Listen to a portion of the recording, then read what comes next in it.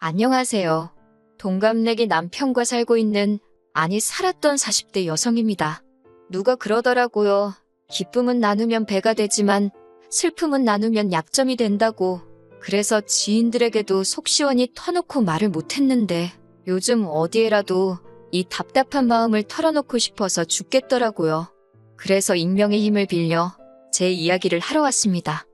남편과는 아는 선배의 소개로 만났어요. 선배 말로는 사람이 무뚝뚝하긴 해도 속이 깊다고 진국이라고 하대요. 진국이고 뭐고 솔직히 소개팅은 내키지는 않았는데 그도 그럴 것이 저는 낯도 가리고 쑥스러움이 많아 자연스러운 만남을 추구하는 편이었거든요. 하지만 남편을 소개받을 당시 제 나이 28살이었고 그래서인지 주변 친구들은 결혼 준비를 하고 있거나 연애를 하기에 바빴네요.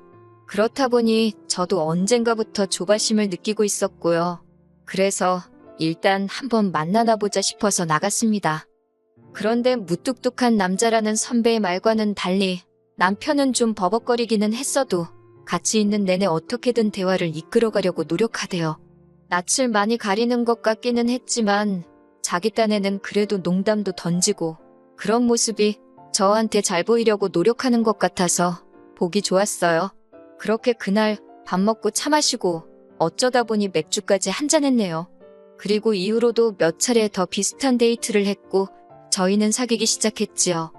이후로 남편과는 3년을 사귀었는데 그 시간 동안 남편은 단 한 차례도 술이나 여자 문제로 저를 가슴 아프게 한 적이 없었습니다. 그래서 결혼 상대로 제격이라고 생각했어요. 너무 단순하다, 어이없어 보일 수도 있지만 사실 저희 언니가 형부의 외도로 굉장히 오래 힘들어했거든요. 그런 언니를 옆에서 지켜보고 있으니 돈이고 인물이고 다 필요 없다 싶었어요. 나만 사랑해주고 나만 위해주면 최고다. 그렇게 생각했달까요? 결혼 준비를 하는 과정은 그다지 까다롭지 않았어요. 주변 사람들 중 몇몇이 남편이 홀어머니의 위로 누나 둘이 있다는 걸 알고 저더러 잘 생각하란 식으로 충고를 하기도 했는데 솔직히 말해서 그땐 그런 말이 귀에 들어오지 않았네요. 그리고 실제로 어머님을 두세 번 만났었는데 어머님이 저에게 살갑게 대해주신 건 아니지만 특별히 나쁘게 하신 것도 없었거든요. 저 또한 모녀 같은 고부 사이를 원하지도 않았기에 딱히 서운한 것도 없었고요. 어머님의 대면대면하신 태도가 오히려 편했다니까요. 그래서 결혼을 하더라도 어머님이나 신우들하고 갈등을 겪을 일은 없을 거라고 생각했는데 제가 너무 단순했던 거지요. 말이 나와서 말인데 시댁 사정은 듣자 하니 빠듯했어요. 남편 말로는 아버님 돌아가신 이후로 어머님이 자식새 키운다고 건물 청소면 남의 집 살림이며 이일저일 가리지 않고 하셨대요. 고생을 많이 하셨다고요. 그래서 남편이 자기가 취직한 이후로는 어머님더러 일을 그만하시라 했답니다. 그리고 이후로 생활비로 한 달에 50만 원씩 보내드리고 있다대요. 신우들도 얼마씩 보내드린다고 하는데 정확히 액수까지는 모르겠어요. 다만 결혼 후에 신우들 집에도 갔었는데 까놓고 말해서 해놓고 사는 거 보니까 사는 게 여유 있어 보이지는 않더라고요. 아무튼 그래서 어머님은 자식 셋이 보내주는 용돈과 나라에서 받는 약간의 연금으로 생활을 이어나가고 계셨어요. 결혼할 때도 따로 도움을 받은 건 없습니다. 남편이 모아둔 돈과 제가 모아둔 돈을 합해 허례허식은 생략하고 남들 눈에 튀지 않는 선에서 결혼을 했어요. 그렇게 남편과 부부의 연을 맺고 앞으로 지금까지 해왔던 것처럼 서로 아껴주고 성실히 살면 될 줄 알았습니다. 그런데 이게 웬걸요? 제 남편 말이에요. 효자도 그런 효자가 없더라고요. 연애할 때는 도통 티를 안 내서 전혀 눈치채지 못했는데 갑자기 사람이 어머님 이야기만 나오면 눈물이 그렁그렁 맺히질 않나? 안쓰러워서 밥 먹다가 목이 메인다 하질 않나? 아니, 저도 부모님 계시지만 별꼴이더라고요.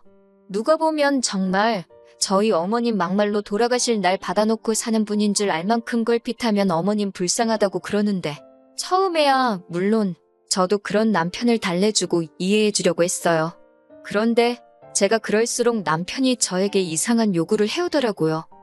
결혼하고 얼마 지나지 않아서 하루는 남편이 저를 붙들고 그간 어머님이 얼마나 고생을 많이 하셨는지 주절주절 늘어놓기 시작하더라고요.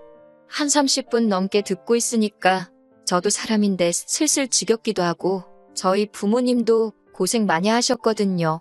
솔직히 말해서 그 시절에 고생 안 하신 부모님들이 몇 분이나 되시겠어요? 다들 자기 자식은 당신보단 낫게 살게 하겠다고 고생 많이들 하셨지요. 그렇다고 남들한테 내 부모 고생한 거 알아달라고 할 수는 없는 거잖아요. 본인부터 잘해야지. 그런데 남편은 자기가 대학을 다닌답시고 서울에 올라온 이후로 지금까지 어머님께 너무 소홀했다며 그게 너무 후회가 된다고 앞으로 어머님한테 잘하고 싶대요. 그러면서 저더러 연락도 자주 드리고 한 달에 두세 번은 내려가서 식사도 같이 하고 그랬으면 좋겠다는 거예요. 그리고 그 말은 그냥 말뿐이 아니었습니다. 이후로 걸핏하면 왕복 2시간 거리인데 갔다 오자, 가서 먹고 오자, 모시고 어디 가자, 미치겠더라고요. 그래서 한 1년 가까이 그 집거리 하다가 못하겠다 했습니다. 20분 거리에 있는 친정도 한 달에 한 번을 못 가는데 2번이고 3번이고 매주 시댁에 가는 거 힘들어 죽겠다고요. 그랬더니 남편이 어머님이 저한테 뭘 시키는 것도 아닌데 뭐가 힘드냐입니다. 남편 말대로 저희 어머님이 저한테 밥해라 뭐해라 그런 걸 시키지는 않으세요. 그렇다고 제가 시댁에서 2발 뻗고 편하게 누워있을 수가 있나요? 잠을 잘 수가 있나요? 그러다 한 번은 어떻게 보면 마지막이기도 한데 어머님 댁에서 신혼회까지 모여서 다 같이 식사를 하게 되었어요. 신우들도 음식을 해왔고 저도 해갔고 그래서 온 가족이 모여서 잔칫날 마냥 한 끼 먹게 되었습니다. 조카들까지 다 와서 거의 10명 가까이 모였으니 설거지거리가 좀 많았겠어요? 그런데 식사를 마치고 나니까 다들 뭐 부산하게 움직이는 것 같더니 어느새 TV 앞에 옹기종기 모여있더라고요. 저만 부엌에 덩그러니 서 있고 이런 일이 처음 있던 건 아닌데 그날은 왜 그렇게 짜증이 나던지요. 그래서 남편을 불러서 설거지를 시켰어요. 그랬더니 어머님이 불이 나게 쫓아와서는 당신은 아들 키울 때 한 번도 손에 물 닿게 한 적이 없다면서 가뜩이나 바깥일 하느라 힘든 사람한테 이런 일까지 하게 하지 말라고 하시는 거예요. 제가 웃으면서 어머님 저도 바깥일 하는데 그러면 형님들더러 하라고 할까요? 하고 물었습니다. 저희 형님들은 2분 다 전업주부거든요. 그랬더니 어머님이 그냥 하지 말고 냅두랍니다. 저희 다 가고 나면 당신이 하신다고요. 그런데 솔직히 그것도 말이 안 되잖아요. 설거지거리가 산더미인데 그걸 나이 드신 어머님 혼자 하시라고 냅둔다는 게 그래서 제가 남편한테 다시 눈치를 줬어요. 그러자 남편이 못 이긴 척 고무장갑을 다시 꼈고 어머님도 못마땅하신지 저를 째려보시더라고요. 그런데 신우들이 절더러 하는 말이 남편 잘 얻어서 좋겠답니다. 저렇게 자상한 남자가 어디 있냐면서 어이가 없어서 남편이 와이프를 잘 만난 거라고 저처럼 돈도 벌어오고 살림도 해주는 여자가 어딨냐고 저는 미쳤다고 쏘아붙여버렸어요. 이후로 결정적인 사건이 있었던 건 아닌데 거듭되는 불편한 상황으로 어머님과의 사이가 점점 틀어져 갔습니다. 그리고 그런 두 사람 사이에서 남편이 전혀 제 방어책이 되어주질 못했어요. 오히려 무조건 제가 어머님한테 맞춰드리길 바랬지요. 한 예로 저희 어머님은 연락 문제에도 굉장히 예민하신 분이었는데 당신 며느리가 일을 하건 말건 그런 건 안중에도 없으셨어요. 아침 10시고 오후 3시고 시간 상관없이 아무 때나 전화를 거시기 일쑤였습니다. 그러다 제가 못 받잖아요? 그러면 바로 남편에게 연락을 해서는 결혼할 때 돈 안 해줬다고 전화도 일부러 피하는 거 아니냐, 제가 어머님을 무시하는 것 같다는 식으로 말씀하시더라고요.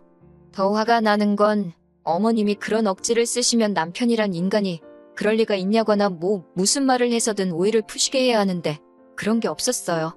오히려 저한테 전화를 해서 정말 어머님 전화라서 일부러 안 받은 거냐고 추궁을 하더라니까요. 그리고 이런 일이 반복되다 보니 잘해봤자 한 번 실수하면 끝이구나 싶어서 잘하고 싶지도 않더라고요. 그래서 결혼한 지 한 2, 3년 차가 됐을 무렵에는 그냥 정말 며느리로서 해야 할 일만 했어요. 예쁨 받는 며느리 되고 싶다 욕심낸 적도 없지만 아예 마음에서 비웃달까요? 그러다 결정적으로 이혼으로 치닫게 된 사건이 벌어졌습니다. 시작은 반찬이었지요. 제가 결혼하고 2년차쯤 되었을 때 친정아버지께서 은퇴를 하셨는데 이후로 공기 좋은 곳에서 생활하고 싶다며 친정어머니와 함께 지방으로 내려가셨어요. 그리고 이후로는 그곳에서 생활하시면서 저에게 반찬 같은 걸 보내주십니다. 저희 친정어머니는 음식 솜씨가 좋으신데 전 그렇지 못하거든요. 그리고 남편도 저희 친정어머니 음식을 엄청 잘 먹고 좋아했고요. 그런데 언젠가 한번 어머님께서 저희 집에 오셨다가 친정어머니 음식으로 가득한 저희 집 냉장고를 보시고는 솔직히 지금도 정확한 이유는 모르겠지만 기분이 상하셨더라고요. 그리고 이후로 계속해서 어머님도 반찬을 보내기 시작하셨어요. 그런데 문제는 맛이 없었다는 거예요. 제 입에 안 맞는 게 아니라 정말 누가 먹어봐도 맛이 없다고 할 만큼요. 어머님 아들인 남편도 잘 안 먹던걸요. 그렇다 보니 결국 버려지는 게 대부분이었고 이건 아니다 싶어서 제가 남편더러 어머님한테 보내지 마시라고 얘기 좀 하라 했지요. 그런데 어머님 상처받으면 어쩌냐며 그걸 못하더라고요. 보다 못한 저라도 할까 했지만 가뜩이나 사이도 안 좋고 불편한데 나서서 좋은 소리 들을 리도 없고 그래서 결국 저도 안 했어요. 막말로 아들인 남편이 괜찮다는데 내가 알 바냐 솔직히 그렇게 생각하고 내버려뒀네요. 그러다 문제의 날이었습니다. 그날은 남편도 아침부터 뭐가 그렇게 심통이 났는지 저한테 하루 종일 내내 툴툴거리대요. 저도 받아주는데 한계를 느끼고 있었고요. 그래도 어떻게 하루가 거의 다 가고 저녁 식사를 하기 위해 밥상을 차리고 있었습니다. 국이고 뭐고 끓이기도 귀찮아서 친정어머니가 보내주신 나물 반찬에 고추장 넣고 밥을 비볐어요. 계란 후라이에서 올리고 옆에다 친정어머니가 보내주신 김치를 꺼내놨지요. 이윽고 남편도 식탁에 앉았는데 뜬금없이 왜 자기 엄마, 그러니까 시어머니가 보내주신 김치는 안 꺼내냐면서 시비를 거는 거예요. 어이가 없어서 먹을 거면 꺼내 먹으라니까 왜 애시당초 꺼내놓질 않았냐면서 말꼬투리를 잡기 시작하대요. 그래서 꺼내라고 먹을 사람이 꺼내면 되는 거 아니냐고 어제 꺼내놨을 때 손도 안 대지 않았냐니까 저더러 저는 왜 안 먹냐입니다. 무려 시어머니가 해준 음식인데 왜 안 먹냐고 따지는 거예요. 입에 안 맞아서 먹기 싫어서 안 먹는다니까 시어머니를 무시하는 거냐면서 먹으래요. 무조건 먹으라면서 악을 쓰는데 순간 사람이 아니라 무슨 짐승처럼 보이더라고요. 그뿐만이 아니었습니다. 저희 어머니가 보내주신 김치를 갑자기 싱크대에 들이붓더니 이제 장모님 음식은 금지라고 시어머니가 보내주신 음식만 먹으래요. 장모님 반찬은 이 집안의 반이 금지라나요? 저도 가만히 있자니 열불이 나서 어머님이 보내주신 김치 똑같이 싱크대에 들이부었습니다. 그러자 남편이 먼저 저더러 미친 엑스라고 욕을 하더니 집에서 나가더라고요. 나가봤자 지만 손해지. 저도 그 뒤통수에다 똑같이 욕하고 난리도 아니었어요. 집안에서 김치 냄새는 진동을 하지 하는 가라앉지를 않지 진짜 열받더군요. 그런데 다음 날 남편이 집에 기어들어오대요. 얘기를 좀 하잡니다. 그러면서 사실 자기가 요새 저한테 너무 서운했다나요. 어머님이 제가 처음 시집올 때랑 달라졌다면서 제 눈치를 보신다나 어쩐다나. 그런데 제가 어머님 반찬까지 안 먹으니까 진짜 어머님 말씀대로 며느리인 제가 어머님을 무시하는 것 같아서 순간 너무 속상했답니다. 이야기를 듣고 있는데 솔직히 아 진짜 또라이구나 그 생각밖에 안 들었어요. 그런데 이런 제 속을 아는지 모르는지 남편이 한다는 말이 그래서 자기가 어머님과 제 사이에 오해를 풀려면 어떤 방법이 좋을지 고민해봤는데 같이 사는 게 제일 좋겠답니다. 서로 살부대 끼고 살다 보면 미운정 고운정 다 들지 않겠냐며 진정한 한 가족이 될 수 있을 거래요. 어이가 없어서 진심이냐고 물었습니다. 남편이 전에 없이 밝은 표정으로 그럼 진심이지 아니겠냐고 그래요. 제가 너무 열받아서 살다 시어머니 반찬 안 먹는다고 합가하자는 소리 들은 여자는 나밖에 없을 거라고 소리를 빽 질렀어요. 그리고는 남편더러 당신도 맛대가리 없어서 안 먹는 걸 왜 나더러 먹으라고 난리냐고 그렇게 좋으면 너나 많이 처먹으라고 악을 썼습니다. 합가 같은 소리 좋아한다고 그렇게 니네 엄마 반찬 먹으면서 니네 엄마랑 살고 싶으면 나랑 결혼은 왜 했냐. 그냥 니네 엄마랑 부둥켜 안고 살지. 지금 생각해보면 저도 뭔 정신으로 그렇게 남편한테 말을 쏟아낸 건지 모르겠어요. 어쨌든 그땐 정말이지 화가 나다 못해 분통이 터져서 이성을 잃었던 것도 같습니다. 얼마나 저도 화가 났는지 어머님도 아니고 니네 엄마 소리가 절로 나더라고요. 그러니까 남편도 어지간히 화가 났는지 얼굴이 시뻘개져서는 가만 안 둔다고 씩씩거리고 그래도 어쨌든 남자잖아요. 무섭긴 하더라고요. 이렇게 더 화를 냈다간 오히려 남편이 저한테 해코지를 할지도 모르겠다 싶어서 일단 적당한 선에서 소리 지르는 건 멈췄습니다. 그리고는 자포자기한 모습으로 그냥 그만하자고 나는 죽어도 합가는 못하겠으니 차라리 헤어지자 했어요. 홀시어머니의 효자 아들, 남편감으로 아니라 소리를 그렇게 들었어도 그게 내일이 될 줄은 몰랐다고 나는 더는 감당할 수 없다 했습니다. 그런데 남편은 도통 무슨 이런 문제로 이혼을 하자는 거냐며 이해를 못하겠다는 표정을 하고 있었지요. 하지만 결국 저는 대학 동기의 도움으로 이혼 전문 변호사를 선임했고 이후로 약 2년 동안 지리한 싸움을 이어갔어요. 사실 남편이 외도라던가 도박처럼 소위 분명한 사유가 없었기 때문에 이혼 소송을 하기가 쉽지는 않았거든요. 그리고 결국은 이혼에 성공하긴 했지요. 하지만 제가 바라는 대로 됐음에도 왠지 마음이 편하진 않대요.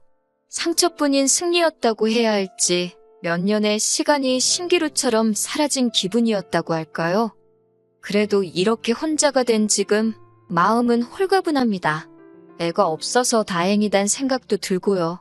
남편과의 만남을 주선했던 선배는 원래 남자는 결혼하면 효자가 되는 법이라며 저더러 웬만하면 좀 품어주지 그랬냐는데 같은 여자인 선배가 그런 소리를 하니까 얼마나 한심하게 보이던지요. 선배나 그렇게 남편한테 납작 엎드려서 맞춰주고 말만 따라 져주면서 살라 했네요. 선배 부모님이 좋은 마누라 다 됐다고 퍽이나 좋아하시겠다고요.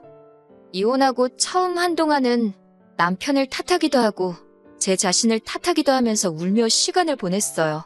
그토록 바라던 이혼이었지만 동시에 처음부터 제대로 된 선택을 하지 못했다는 자괴감이 컸으니까요. 그래도 이제는 이 글을 마지막으로 더는 방황하지 않을 수 있을 듯해요. 다 쏟아내고 나니까 제가 예상했던 것보다 훨씬 후련하거든요. 미래에 제 자신에게 부끄럽지 않게 열심히 살아보겠습니다. 그러면 또 좋은 날이 오겠지요.